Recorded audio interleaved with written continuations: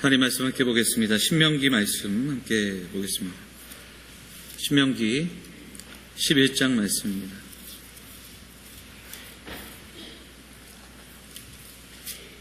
신명기 11장 8절부터 17절까지 구약성경 279면 1장 8절부터 교독하도록 하겠습니다.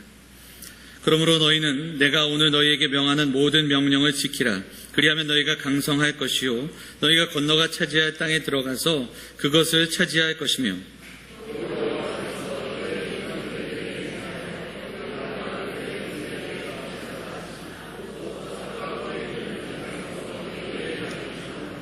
네가 들어가 차지하려는 땅은 네가 나온 애굽 땅과 같지 아니하니 거기에서는 너희가 파종한 후에 발로 물 대기를 채소밭의 댐과 같이 하였거니와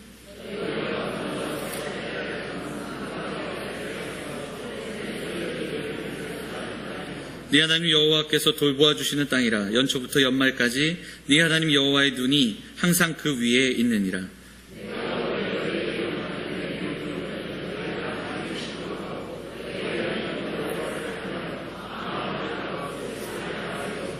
여호와께서 너희의 땅에 이른 비 늦은 비를 적당한 때에 내리시리니 너희가 곡식과 포도주와 기름을 얻을 것이요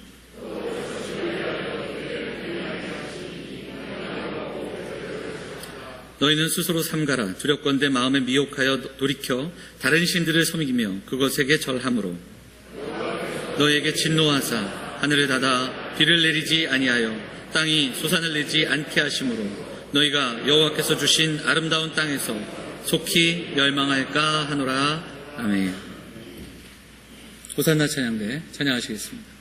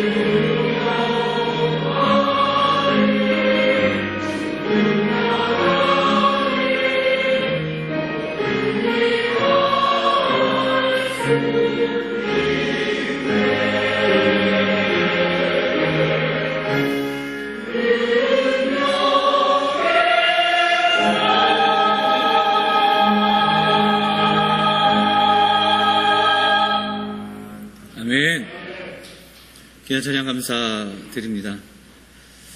할렐루야. 한 주도 평안하셨습니까? 이제 여름이 조금 지나가는 것 같습니다. 아직도 좀 덥긴 한데요. 계절의 변화 속에서도 우리가 건강함으로 또 새로운 계절을 맞이하면서 더 강건함으로 그렇게 예배하고 또 주시는 은혜 함께 나누는 귀한 주일, 그런 한 주 한 주가 될 수 있기를 간절히 소망합니다. 그 마음 담아서 우리 양옆에 계신 분들, 앞에 계신 분들 인사하겠습니다. 참 잘 오셨습니다. 반갑습니다.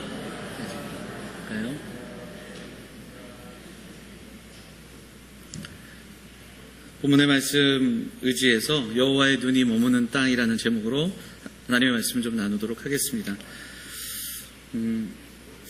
사람은 환경의 그 지배를 받습니다. 그 환경의 영향을 받는 것이 지극히 당연합니다. 좀 더 좋은 환경, 좀 더 좋은 배경을 찾기도 하고 또 특별히 우리 자녀들에게 만들어주고자 하는 노력은 그래서 당연할 수 있습니다.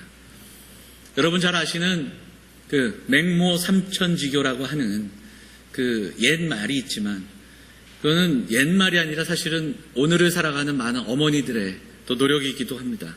자녀들을 위해 동분서주하는 그런 그 부모님들의 모습들을 우리가 좀 볼 수 있죠. 좋은 학군, 좋은 학교, 좋은 학원, 좋은 선생님 이렇게 만나도록 애쓰고 또 수고하는 것. 또 형편이 허락되면 좀 일찍 그 외국으로도 가서 어학 연수도 하고 아니면 유학도 보내고 뭐 이런 그 모습들이 있습니다. 왜냐하면 조금 더 좋은 환경 속에서 또 좋은 교육들을 배우기를 원하는 그 마음들이 있기 때문에 그렇습니다. 그렇게 되면 조금 더 일찍 눈도 뜨고 또 언어도 뜨고 여러 가지로 유익하다 생각하기 때문에 그래서 더 좀 좋은 그 교육 환경들을 허락해주고자 하는 것이 부모의 마음이기도 하죠. 그런데 이게 그 생각대로 항상 반드시 그렇게 되지는 않습니다. 공식처럼 되지는 않는다라는 거예요. 뭐 짧지만 그 1년 정도 해외에서 생활을 하면서 조기 유학 온 학생들을 대한 적이 있습니다. 뉴질랜드에서 있으면서 조기 유학 온 아이들을 만나고 또 가르쳤던 그런 기간이 있는데 교회에서 일찍 부모를 떠나서 조기 유학 온 아이들은 그 영어는 잘할 수 있을지 모르나 정작 그들의 삶에 있어야 하는 좀 그런 그 모습들은 사라지고 좀 메마르기도 하고 또 외롭고 불안한 청소년기를 보낸 학생들을 만나기도 했습니다. 이민 생활도 마찬가지입니다. 아마 뭐 이 중에는 이민 다녀오신 분도 계시고 유학 다녀오신 분도 계시겠지만 이민 생활이 특히 우리보다 선진국에서 살아가는 이민 생활이 좀 부럽기도 하고 또 이렇게 좀 여유 있어 보이기도 하고 우리 눈에는 그럴 수 있지만 한 3개월, 4개월, 5개월 그 이상으로 살아가면 그 살아가는 삶이 굉장히 고단한 것을 보게 됩니다. 쉽지 않습니다. 외롭고 또 그 가운데서 적응이 안 되는 또 가정들을 보면 힘들고 고단한 삶을 살아가는 것을 보게 됩니다. 그래서 환경과 상황이 항상 어떤 그 삶의 질을 보장하지는 않는다. 이런 말씀을 좀 나누고 싶습니다. 우리 주변에도 많이 가지고 많은 것들을 누리고 더 많은 것을 가지고 있으면 행복하고 여유롭고 너그럽고 그렇게 살아갈 수 있을 것 같은데 정작 그렇게 살아가지 못하는 사람들의 모습을 볼 때가 있지 않습니까? 그래서 우리가 그 이야기를 또 하게 되고요. 성경에 많은 사람들을 우리에게 소개하는데 성경에 나오는 인물들이 항상 좋은 환경에 살아갔던 사람들은 아니었습니다. 때로는 힘들고 어려운. 그런데 우리가 주목하게 되는 것은 그 환경의 영향을 받으나 오히려 조금은 그것을 극복해내고 때로는 좀 바꿔나가는 삶을 살았던 사람들의 이야기를 성경은 우리에게 많이 들려주기 때문에 그렇습니다. 자, 신명기를 우리가 함께 읽어나가고 있는데 오늘 11장 말씀은 모세가 가나안 땅을 앞둔 백성들에게 이제는 환경이 바뀔 텐데 광야의 40년의 삶이 아니라 땅을 소유하게 되고 또 광야와는 다른 그 땅을 살아갈 때 그 땅에서 어떻게 살아가야 하는가, 과연 무엇이 복받는 삶이며 왜 가나안 땅은 젖과 꿀이 흐르는 땅인가, 그 약속의 땅에 대한 이야기를 들려주고 있다라는 겁니다. 오늘 사랑하는 성도들과 함께 모세가 백성들에게 들려주는 이야기를 우리가 주목하고 들으면서 과연 어떤 땅이 복받은 땅이며 또 왜 그 땅이 적과 꿀이 흐르는 땅인가를 좀 묵상하고 나누고 기도할 수 있는 시간이 되었으면 좋겠습니다. 자, 오늘 본문을 보면 모세는 가나안 땅에 대해서 여러 가지로 이야기를 들려주는데, 여러분 아시다시피 가나안 땅은 젖과 꿀이 흐르는 땅이다 이야기를 하죠. 왜 그 땅이 젖과 꿀이 흐르는 땅일까? 좀 두 가지 정도로 우리가 좀 생각을 해볼 수 있는데, 모세가 전하는 가나안 땅은 과연 어떤 땅인가? 오늘 본문은 먼저 그 땅은 애굽 땅과 같은 땅이 아니다라고 선포하고 있습니다. 자, 10절 말씀 같이 읽어보겠습니다. 10절 같이 읽을까요? 시작. 내가 들어가서 차지하려 하는 땅은 네가 나온 애굽 땅과 같지 아니하니, 이렇게 되어 있습니다. 거기에서는 너희가 파종한 후에 발로 물대기를 채소밭에 됨과 같이 하였거니와, 이렇게 이야기하죠. 애굽 땅과 같지 않다라고 이야기합니다. 여기에는 이중적인 의미가 담겨져 있는데, 첫 번째로는 진짜로 애굽과는 다른 땅입니다.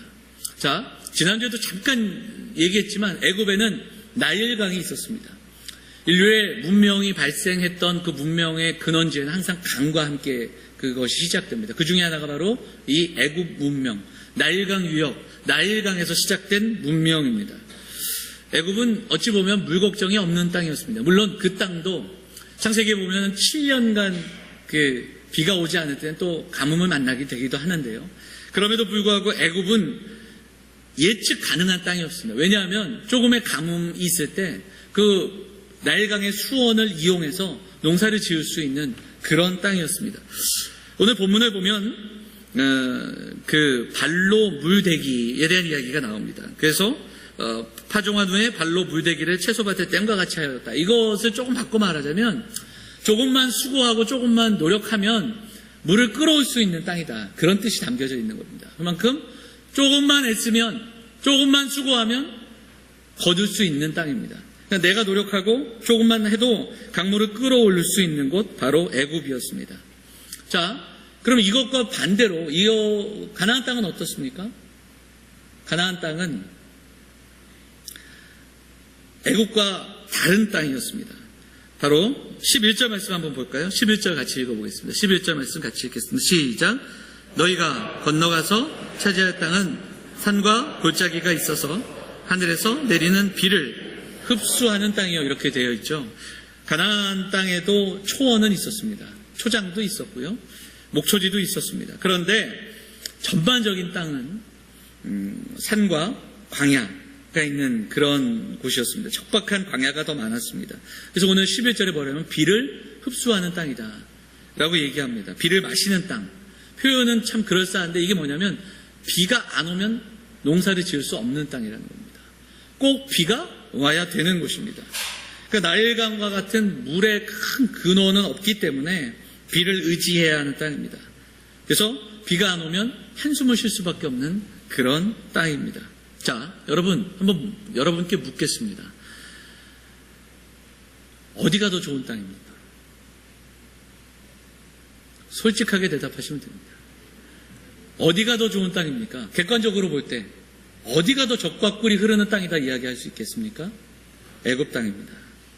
드러난 환경 속에서 정말 젖과 꿀이 흐르는 땅은 애굽 땅입니다. 애굽의 땅은 인간의 노력으로 물을 마실 수 있는 땅입니다. 얼마든지 노력하면 그 노력의 대가를 거둘 수 있는 땅입니다. 그런데 가나안 땅은 비가 와야 되는 곳입니다. 농사짓는 사람들에게 물은 정말 소중합니다. 아까도 말씀드렸지만 예측 가능하다라는 건 너무나도 중요합니다.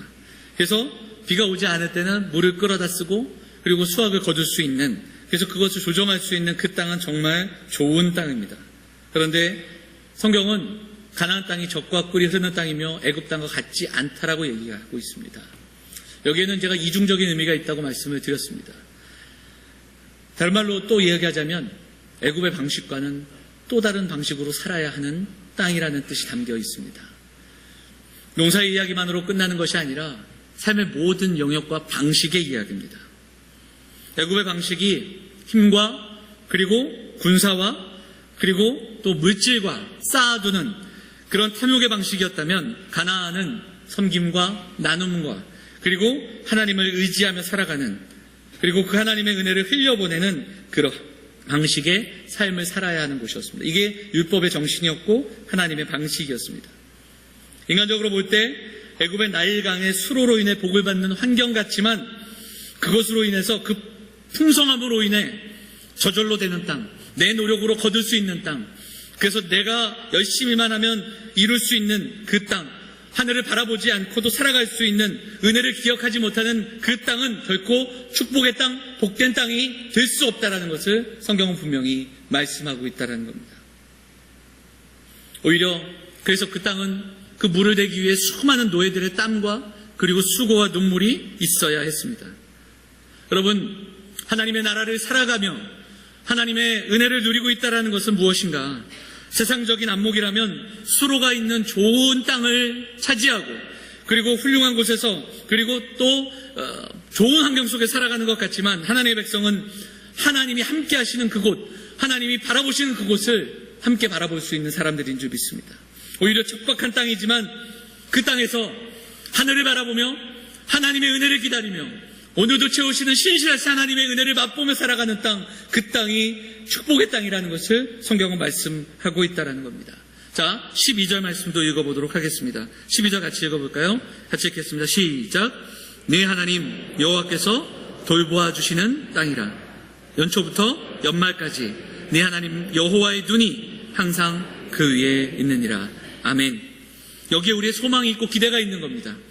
여호와께서 돌보아 주시는 땅, 이른 비와 늦은 비로 채우시고 적시시는 그 땅, 너무나 힘들고 어려운 갈증을 겪는 것 같지만 그 갈증을 하나님이 채우시는 은혜로 맛보는 인생, 하나님의 은혜를 바라보며 갈망하며 나가는 그 은혜의 땅, 그 인생이 복된 땅이다, 복된 인생이라고 성경은 말씀하고 있다는 겁니다. 그래서 여기에서 우리는 가나안 땅이 애굽 땅과 같지 아니하며 또 하나의 또한 특징, 바로 그 땅은 하나님이 돌보아 주시는 땅이며 하나님의 시선이 머무는 땅이기에 젖과 꿀이 흐르는 약속의 땅인 것을 묵상하게 됩니다. 그 땅에 들어간 이스라엘 백성들은 애굽의 방식만을 버리는 것이 아니라 그 땅에 이미 자리 잡고 있었던 가나안 땅의 원주민 아모리 족속들의 그 우상을 버려야 했습니다. 오늘 이스라엘 백성들에게 그 이야기도 들려주고 계십니다. 자, 16절 말씀 한번 읽어볼까요? 16절 같이 읽겠습니다. 같이 읽어볼까요? 시작. 너희는 스스로 삼가라. 두렵건대 마음에 미혹하여 돌이켜 다른 신들을 섬기며 그것에 절함으로. 이렇게 되어 있습니다. 스스로 삼가라.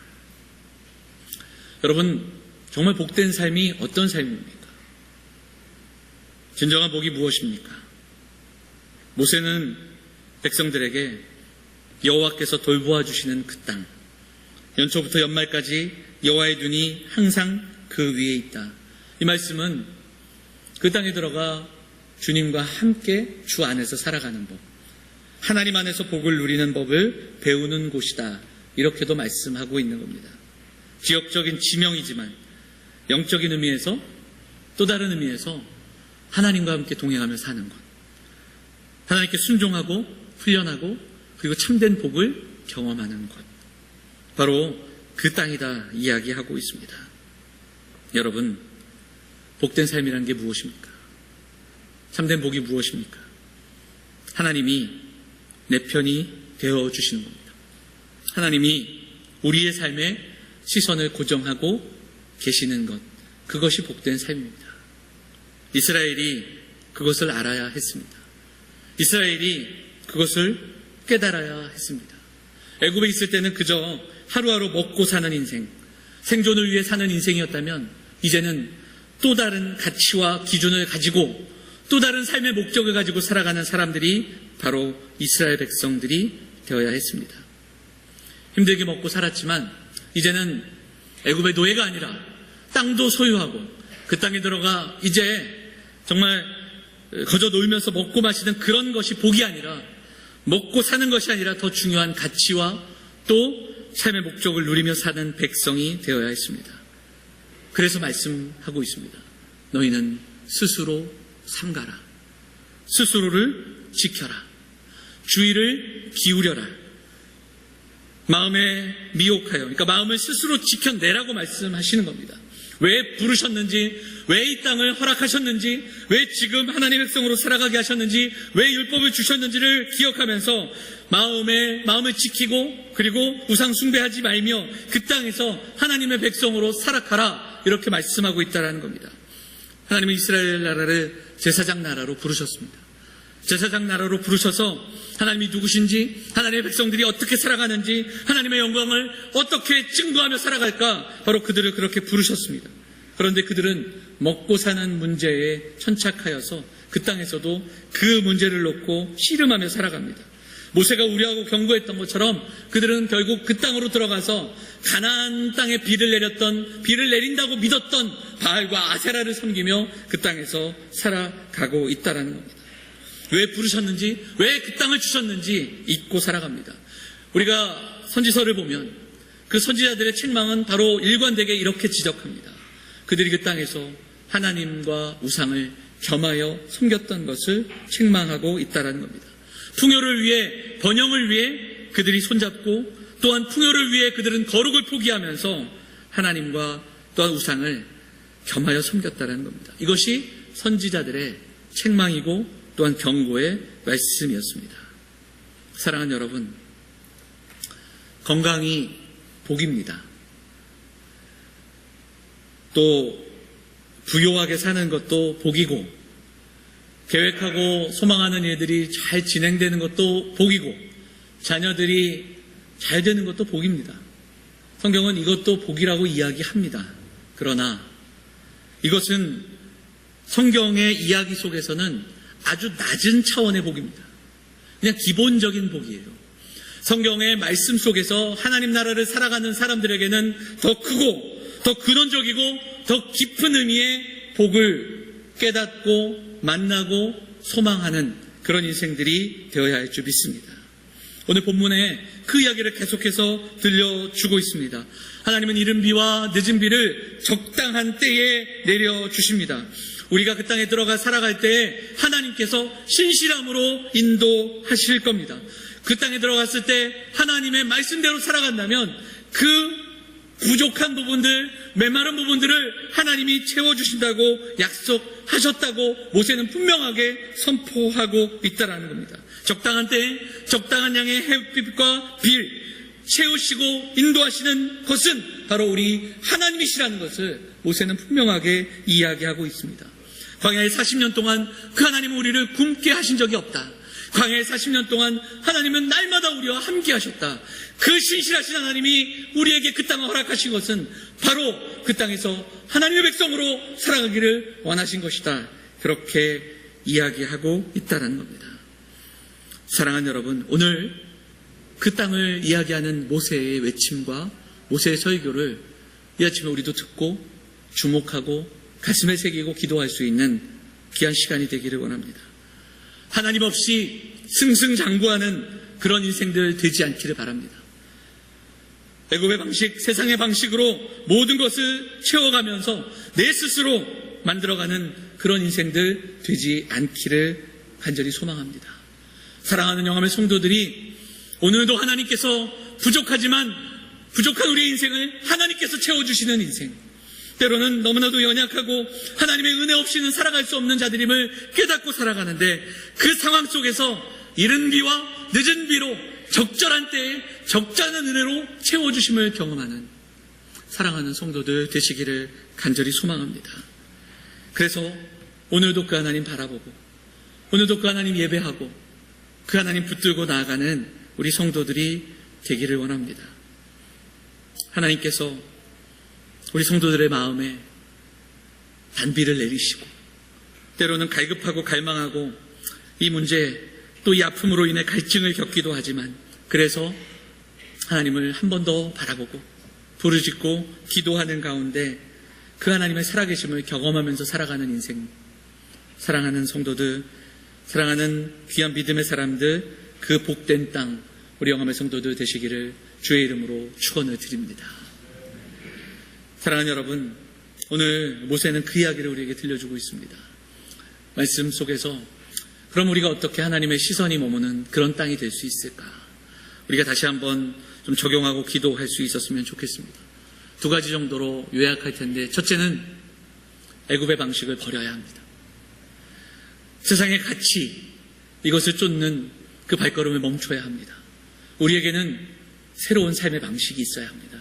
새로운 가치와 새로운 목적과, 그래서 이 땅을 살아가면서 우리가 겪게 되는 탐욕과 거짓과 불의를 버려내고 새로운 하나님 나라의 가치로 살아가는 사랑하는 성도들 되시기를 간절히 소망합니다. 오늘 그 결단과 소망을 가지고 우리가 함께 기도해야 됩니다. 유시아 시인이 쓴 그 우화집이 있는데, 거기서 나온 이야기, 어른들을 위한 동화 하나 이야기를 들려드리도록 하겠습니다. 왕이 있었습니다. 부유하고 또 모든 것을 가진 왕. 그런데 그 모든 것을 가져도 허탈하고 만족스럽지 않은 삶을 살아가던 왕이 있었습니다.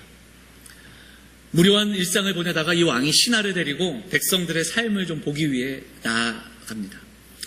이렇게 다니다가 들판에서 허름한 옷을 입고, 정말 다 헐어가는 옷을 입고 자녀들과 함께 일하는, 뻘뻘 땀을 흘리면서 일하는 한 가정을 봅니다. 참 힘들어 보이는데, 그런데 그들은 웃으면서 일합니다. 노래를 부르며 일하고, 아버지와 어머니가 자녀들과 함께 웃으면서 그 일을 하는 모습을 보게 됩니다. 잠시 그들을 보고 있는데 일을 멈추고 간식을 먹으면서도 정말 아무것도 아닌 그 작은 간식을 먹는데 서로 나눠주고 또 웃으면서 그렇게 행복하게 그렇게 지내는 모습을 봅니다. 이 왕이 저런 옷을 입고 저렇게 땀 흘리면서 저렇게 수고하는데 저들은 뭘 저렇게 좋을까? 왜 이렇게 저들은 행복할까? 궁금해합니다. 신하가 막 웃습니다. 왕이시여, 저들은 99클럽에 가입하지 않았기 때문입니다. 이렇게 이야기합니다. 저에게 금화 99개를 빌려주시겠습니까? 왕이 그래. 그래서 99개의 금화를 가방에다 넣고요. 자, 왕이시여, 이제 저들이 어떻게 변하는가 제가 보여드리겠습니다. 이렇게 말하면서 그 농부의 집에 그 금화가 99개 들은 금화의 가방을 가져다 놓습니다. 다음날 아침에 농부가 일어났는데 집 앞에 가방이 있잖아요. 금화가 있어요. 깜짝 놀라죠? 가지고 들어왔습니다. 여러분 어떻게 했을까요? 금화를 세겠죠. 그죠? 몇 개가 들어있었습니까? 99개. 좀 이상한 거예요. 왜 99개일까? 100개가 아닐까? 또 세봤습니다. 또 몇 개예요? 99개입니다. 가족들 다 모여서 다시 셌습니다. 잘 세봐라. 99개입니다. 왜 99개지? 한 개는 어디 갔을까? 농부가 고민하다가 결심을 합니다. 우리가 조금만 마음을 합쳐서 일해가지고 금화 한 개를 채우면 100개가 되는 거야. 그렇게 마음의 결심을 하면서 우리가 조금만 더 힘을 내자. 금화 한 개를 우리가 채워서 100개를 만들자. 이렇게 이야기합니다. 그런데 가족들은 생각이 달랐습니다. 아니 무슨 소리냐.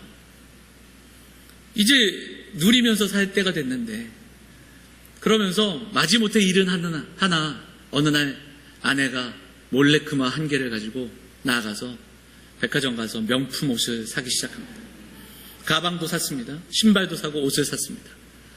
그 다음날 아침 그것을 안 이 농부가 깜짝 놀라고 노발대발했습니다. 아니 이제 98개 아니냐고. 그럼 2개를 모아야 되는데. 며칠 있다가 아들도 엄마 따라 또 금화를 한 개 가지고 나가서 나이키 신발을 사고 핸드폰을 바꾸고. 이 농부는 너무너무 화가 났습니다. 가족들을 모아놓고 조금만 노력해서 100개를 채우자는데 그거 못하냐고 화를 내기 시작합니다. 왕이 한 달 후에 궁금해졌습니다. 그리고 신하가 이제 한번 가서 함께 보시겠습니까? 가보니까 똑같이 그들은 뻘뻘 땀을 흘리며 일하는데 가족들이 서로 쳐다보지 않습니다. 노래도 부르지 않고요. 화목함도 기쁨도 사라진 가정을 왕이 보면서 왕이 한마디 합니다. 99클럽이 대단하구만. 이렇게 이야기를 합니다. 신하가 왕에게 이렇게 이야기했습니다. 왕이시여, 99클럽은 이미 충분히 가졌음에도 불구하고 결코 만족하지 못하는 사람들의 모임입니다. 그들의 목표는 그 나머지 한 개의 그 말을 채우기 위해 100개를 만들기 위해 사는 인생입니다. 한 개만 더 있으면, 한 개만 더 모으면 정말 행복해질 거라고 착각하기 때문에 지금은 행복할 수 없는 사람들, 그들이 99 클럽의 사람들입니다. 이렇게 이야기했습니다. 이 동화를 읽으면서 참 많은 생각을 하게 됩니다. 여러분, 우리도 혹시 이 클럽에 이미 가입해 살아가고 있진 않은가? 우리도 그런 인생으로 살아가고 있진 않은가? 좀 돌아볼 수 있었으면 좋겠습니다. 여러분, 이스라엘 백성들이 애굽을 나와서 시내산에 도착했을 때 하나님의 말씀을 받는 그 영광스러운 자리에서 그들이 산 아래에서 했던 그 모습은 여러 번 말씀드리지만 바로 장신구와 금은들을 모아서 금송아지를 만드는 그러한 일들이었습니다. 애굽에서 보고 배운 대로 풍요와 자산의 상징을 가져다가 그 안에 하나님을 가두고 하나님으로 여기고 하나님을 송아지로 바꿔버린 그런 일들을 이스라엘 백성들이 시내산에서 했습니다. 그런데 그 이후에 그들은 광야에서 그리고 가나안 땅에 들어가 그 일을 멈추지 않습니다. 우리가 지금 동화에서 이야기했던 99 클럽, 그들은 그 삶을 살아가게 됩니다. 하나님 앞에서 믿음으로 살아가는 우리의 삶에 슬그머니 찾아오는 애굽의 방식이 있습니다. 우리가 믿음으로 살아가는데 그렇게 살아가는 우리의 삶에 찾아오는 바알과 아세라의 유혹이 있습니다. 금송아지의 유혹이 있고 금화의 유혹이 있습니다. 한 개만 더 모으면, 한 가지만 더 가지면 더 행복해질 거라는 착각으로 살아가게 하는 세상의 가치가 분명히 있습니다. 사랑하는 여러분, 어떻게 하면 더 좋은 환경, 어떻게 하면 더 좋은 것을 누릴 수 있을까? 기웃거리는 인생이 아니라 오늘도 하나님의 시선이 어디로 향하고 있는가? 하나님의 시선이 머무는 그 땅이 어디인가를 바라보며 나아가는, 애굽의 방식을 버리며 살아가는, 세상의 가치가 아니라 하나님 나라의 가치를 분명히 붙들며 살아가는 그런 인생들 되시기를 다시 한번 주의 이름으로 축원을 드립니다. 우리가 다시 한번 기도하기를 원합니다. 애굽의 방식을 버리고 세상의 방식을 버리고 오직 마음을 다해 뜻을 다해 하나님께 시선을 두고 살아가는 사랑하는 성도들 되기를 소망하고 우리가 그렇게 기도하기를 원합니다. 오늘도 우리 인생을 돌아봐 주시고 불꽃 같은 눈으로 신실한 하나님께서 우리를 바라보고 계시다라는 사실을 기억하면서 그 하나님만을 바라보는, 하나님께 시선을 고정하는 사랑하는 성도들이 되어야 할 줄 믿습니다. 하나님 나라를 살아간다는 것은 그 풍족한 삶의 목적으로 두는 것이 아니라 우리의 가정과 우리의 삶을 그리고 우리의 마음과 생각을 하나님 나라로 만들어가는 것입니다. 좋은 환경을 쫓는 인생, 좋은 환경을 기웃거리는 인생이 아니라, 그것을 만들기 위해 수고하는 인생이 아니라, 오늘 우리를 부르신 이곳에서, 오늘 우리를 세워주신 그 자리에서 하나님의 나라를 경험하고 하나님의 백성으로 오늘도 우리를 눈동자같이 지키시는 그 하나님을 의지함으로 하나님이 채워주시는 이른비와 늦은비를 경험하는 인생, 그 인생들이 되어야 할 줄 믿습니다. 예수님께서 이 땅을 살아가는 백성들에게 하나님께 구하라고 말씀하셨습니다. 두드리라, 구하라, 찾으라, 그렇게 말씀하셨습니다. 그런데 무엇보다 먼저 구해야 할 것이 있다라고 분명히 말씀하셨습니다. 먼저 그의 나라와 그의 의를 구하라고 말씀하셨습니다. 그리고 그렇게 하면 이 모든 것을 너희에게 더하시겠다고 약속하셨습니다. 사랑하는 여러분, 복을 쫓아다니는 인생, 좋은 환경을 쫓아다니고 기웃거리는 인생이 아니라 어떻게 하면 남은 그 말을 채우며 살아갈 수 있을까? 거기에서 행복을 찾는 그런 전전긍긍하는 인생이 아니라 하나님의 눈이 오늘도 내 삶에 머무르시기에 감사와 감격으로 내 힘만으로는 살아갈 수 없음을 깨닫고 하나님의 은혜를 구하고 그 하나님께서 오늘 저와 여러분의 삶을 바라보시면서 미소 지으실 수 있는 그런 인생, 힘들지만 하루하루 하나님의 도우심을 구하면서 그 하나님의 은혜를 구하면서 나아가는, 한 걸음 한 걸음 나아가는 그 복된 인생, 그 하나님의 눈이 머무시는 그 땅과 같은 복된 인생, 우리 사랑하는 영험의 성도들, 그 인생들 다 되시기를 주의 이름으로 축원을 드립니다. 우리 같이 찬양 한 곡 하겠습니다. 우리 시선이라는 찬양인데요, 연약하고 부족한 우리의 삶에 탄식만이 있는 것이 아니라 하나님의 눈, 하나님의 시선으로 우리의 마음이 향하기를 소망합니다. 우리 같이 찬양하겠습니다.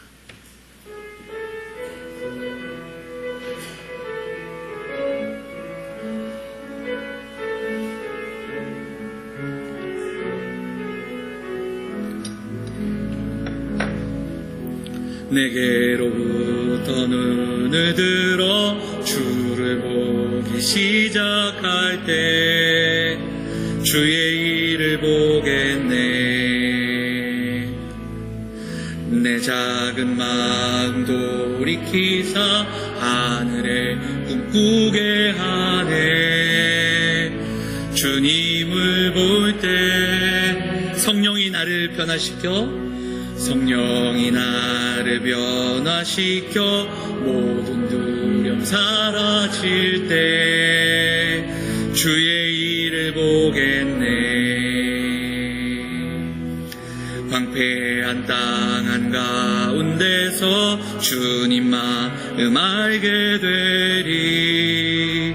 주님을 볼 때 모든 시선을 주님께 드리고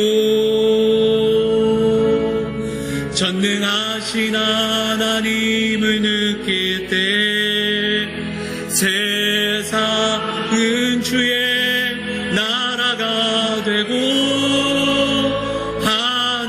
하나님이 일하기 시작하네. 모든 시선을 주님께 드리고 전능하신 하나님을 느낄 때, 전능하신 하나님을 느낄 때 세상은 주의 나라가 되고 하나님이 일하기 시작하네.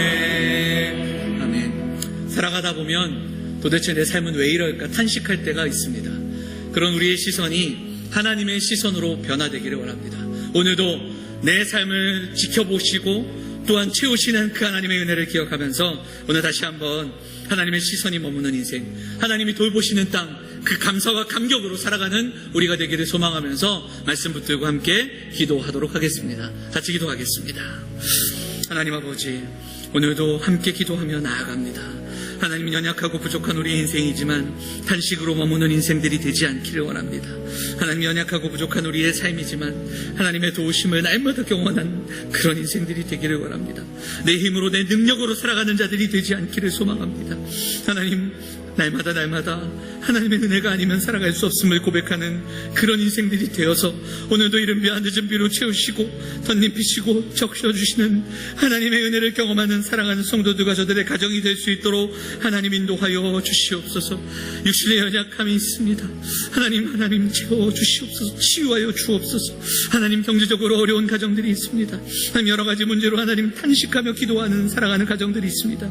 하나님, 이 모든 것들이 단번에 해결되지 않을지라도 하나님, 조금씩이지만 그럼에도 불구하고 하나님과 함께 동행하며 나아가는 성도들이 되어서 하나님이 채우시고 하나님이 덧입히시고 하나님과 동행하는 살아계신 하나님을 만나는 귀한 인생들이 될 수 있도록 하나님 인도하여 주옵소서.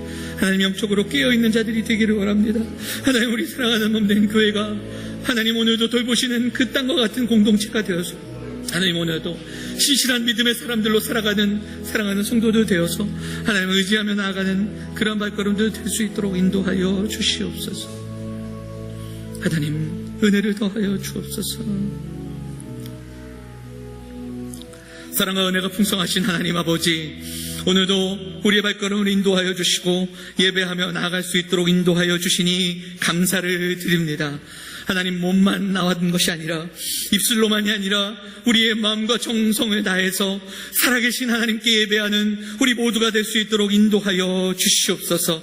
하나님, 이 땅을 살아가는데 너무 많은 것을 가지고 너무나도 승승장구하고 내 힘과 노력으로 모든 것들을 누리는 그런 인생들 되지 않기를 소망합니다. 하나님, 한 걸음 한 걸음이지만 하나님의 은혜 가운데 나아가는 발걸음들 될 수 있도록 하나님 인도하여 주시옵소서. 하나님, 때로는 우리의 육신, 때로는 우리의 경제적인 어려움, 때로는 자녀의 문제로 기도하지만 하나님, 오늘도 우리를 입히시고 우리와 함께 하시는 그 신실하신 하나님을 믿고 나아가는 사랑하는 영암의 성도들이 다 될 수 있도록 하나님 인도하여 주시옵소서. 하나님, 사랑하는 성도들 붙들어 주시고 오늘도 그 신실하심을 믿고 기도하며 간구하며 그 하나님 앞에 놓여진 내일을 기대하며 나아가는 우리 성도들이 될 수 있도록 인도하여 주시옵소서. 하나님, 연약한 육신들은 회복될 수 있도록 인도하여 주옵소서. 환우들을 붙들어 주시옵소서. 하나님, 경제적인 어려움 속에 있는 가정들과 여러 가지 문제로 또 부모님들 또 가족들의 건강을 위해 자녀들을 위해 기도하는 사랑하는 성도들의 가정 그 기도를 들어 응답하여 주시옵소서. 하나님, 몸된 교회에 속한 가정들 또 출타한 가정들 군에 가 있는 성도들 또 먼 곳에 있는 우리 성도들에게도 동일하게 은혜를 허락하여 주시고 하나님, 특별히 사랑하는 영암교회를 기억하시며 하나님, 특별히 이 시대 가운데 교회가 세상의 빛과 소금이 되어야 하는데 교회가 오히려 세상의 걱정거리가 되는 시대를 살아갈 때에 하나님, 우리 영암교회가 하나님 남겨주신 그루터기가 되고 남겨진 자들이 되어서 이 땅 가운데 하나님의 영광만을 드러내며 여호와의 시선이 머무는 땅, 여호와의 미소가 있는 그러한 공동체, 여호와께서 지켜보시고 함께 하시는 그런 믿음의 공동체가 될 수 있도록 하나님, 은혜의 은혜를 더하여 주시옵소서. 오늘도 주 앞에 나와 예배하는 사랑하는 성도들 삶을 드리고 예물을 드린 손길에 은혜를 더하여 주시고 날마다 살아가는 삶과 저들의 가정과 산업 위에 은혜를 더하여 주시옵소서. 하나님, 이 한 주도 주와 동행하며 주의 은혜 가운데 하루하루 살아가며 우리를 입히시고 먹이시는 그 하나님의 은혜를 날마다 경험하며 살아가는 우리 성도들이 될 수 있도록 하나님 인도하여 주시옵소서. 이 모든 말씀 우리를 권하신 예수 그리스도의 이름으로 감사하며 기도하옵나이다. 아멘.